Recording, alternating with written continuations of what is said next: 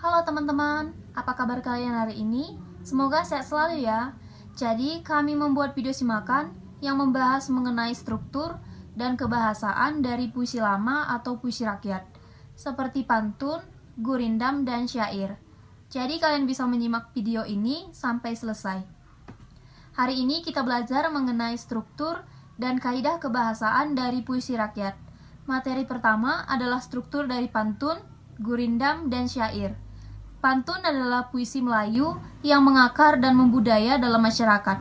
Fungsi pantun di semua daerah itu hampir sama, yaitu untuk mendidik dan menghibur. Nah, kita langsung masuk ke struktur pantun. Tiap bait terdiri atas 4 baris atau larik. Jadi baris itu larik dan larik itu ya baris. Setiap baris atau larik terdiri atas 8 sampai 12 suku kata.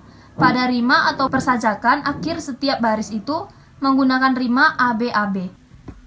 Nah, untuk baris pertama dan kedua merupakan sampiran. Sampiran itu berarti suatu hal yang tidak ada maksudnya atau isinya. Jadi itu hanya berisi basa-basi saja, kemudian baris ketiga dan keempat baru merupakan isinya. Yang kedua adalah gurindam. Gurindam adalah puisi lama yang berasal dari negeri India. Gurindam ini syarat nilai agama dan moral. Struktur gurindam, kalau tadi pantun terdiri dari 4 baris, kalau gurindam ini terdiri atas 2 baris saja setiap baitnya. Setiap baris memiliki jumlah kata sekitar 10 sampai 14 kata. Nah, untuk setiap baris memiliki rima yang sama. Jadi kalau baris pertama bersajakannya itu A, baris kedua itu juga A. Jika baris pertama itu B, baris kedua itu juga B. Jadi untuk baris pertama dan kedua itu sama. Kemudian merupakan satu kesatuan yang utuh. Jadi tidak dipecah dari sampiran dan isi. Keduanya itu saling berhubungan, tidak bisa dipisahkan. Kalau yang baris pertama itu isinya misalkan masalah, berarti baris kedua itu bisa akibat dari masalahnya. Isi dari gurindam itu biasanya berupa nasihat, filosofi hidup, atau kata-kata mutiara. Yang ketiga adalah syair. Syair adalah salah satu puisi lama. Syair berasal dari Persia dan dibawa masuk ke Nusantara bersama dengan masuknya Islam ke Indonesia. Struktur dari syair, setiap bait terdiri dari 4 baris, setiap baris terdiri atas 8 sampai 14 subkata. Kemudian sajaknya atau bersamaan bunyinya itu sama, yaitu A, A, A, A.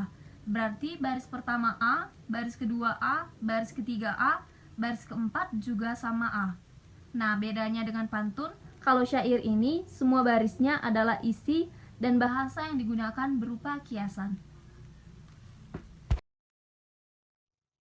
Tentunya, memahami pengertian, ciri dan jenisnya saja tidak cukup untuk mengapresiasi nilai luhur dari puisi rakyat.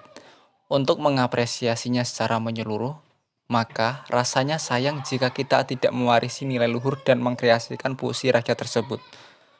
Untuk mampu mengkreasikan puisi rakyat, kita harus memahami struktur dan kebahasaan pada puisi rakyat itu sendiri. Karena jenisnya sendiri sangatlah banyak.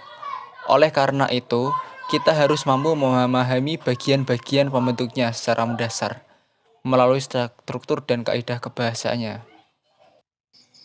Terdapat beberapa kalimat dan kata yang terdapat dalam kebahasaan puisi rakyat.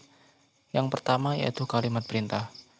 Contohnya, buanglah sampah pada tempatnya. Yang kedua yaitu kalimat saran. Contoh, sebaiknya kau pikir dahulu demi keputusan yang tepat. Yang tiga yaitu kalimat ajakan. Contoh, mari kita jaga lestari. Yang keempat yaitu kalimat seru. Contoh, alangkah indahnya alam Indonesia ini, wahai pemuda Indonesia, teruslah berjuang melestarikan budaya kita.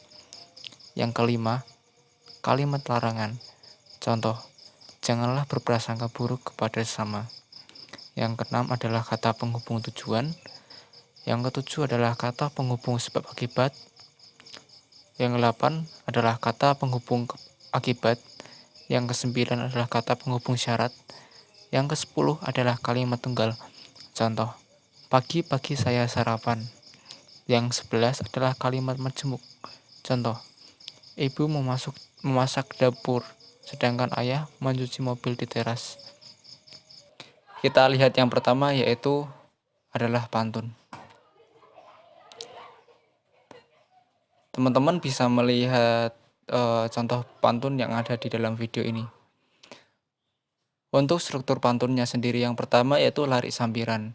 Dapat dilihat di video tersebut, pantun tersebut terdiri dari 2 larik yang merupakan pembukaan yang memiliki persamaan bunyi A, B, dan tidak berhubungan dengan isi.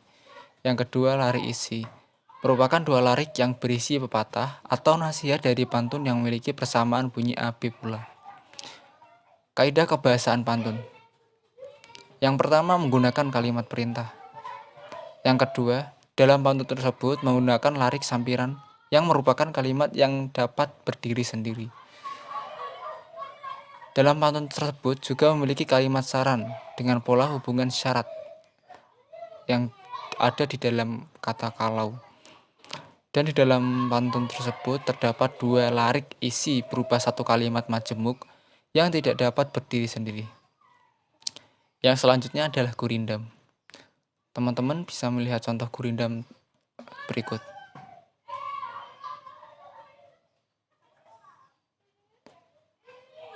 Nah, di dalam gurindam tersebut terdapat struktur penyajiannya. Gurindam terdiri dari 2 larik yang merupakan larik isi yang berhubungan.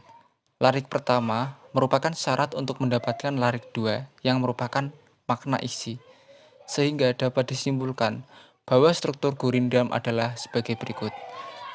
Yang pertama itu adalah larik syarat dan yang kedua adalah larik isi. Untuk kebahasaannya sendiri dalam gurindam tersebut yang pertama yaitu menggunakan kalimat dengan pola hubungan syarat. Dan yang kedua, berisi nasihat yang disampaikan oleh syarat dan dampak yang akan diberikan. Dan yang ketiga, yaitu setiap pasang larik merupakan kalimat majemuk. Yang berikutnya adalah syair. Teman-teman bisa melihat syair yang ada di contoh ini. Di dalam syair tersebut terdapat penyajian syair berupa 1 bait terdiri atas 4 larik. Pola irama yang digunakan dalam setiap baris adalah sama, yaitu berpola A, A, A, A. Keempat larik syair merupakan isi dan terkait dengan bait-bait yang lain. Kemudian yaitu kaidah kebahasaan syair sendiri yang ada di dalam contohnya tadi. Yang pertama yaitu menggunakan kalimat untuk menyapa, seperti kata seru, hai, wahai, dan sebagainya. Yang kedua yaitu kalimat perintah terhadap yang dinasihati atau pembaca. Yang ketiga, memiliki kalimat sebab akibat yang akan ditemui jika melakukan apa yang diperintahkan pada larik sebelumnya. Yang keempat adalah pilihan kata yang digunakan merupakan kata bersifat simbolik dan ungkapan lama. Yang kelima, pemilihan kata sangat indah dengan makna yang dalam. Materi untuk kali ini tentang struktur dan kaidah kebahasaan puisi rakyat kita sudahi teman-teman. Semoga kalian paham tentang materi ini. Saya Rizky Ramadhani dan Abigail pamit undur diri. Wassalamualaikum warahmatullahi wabarakatuh. Terima kasih teman-teman.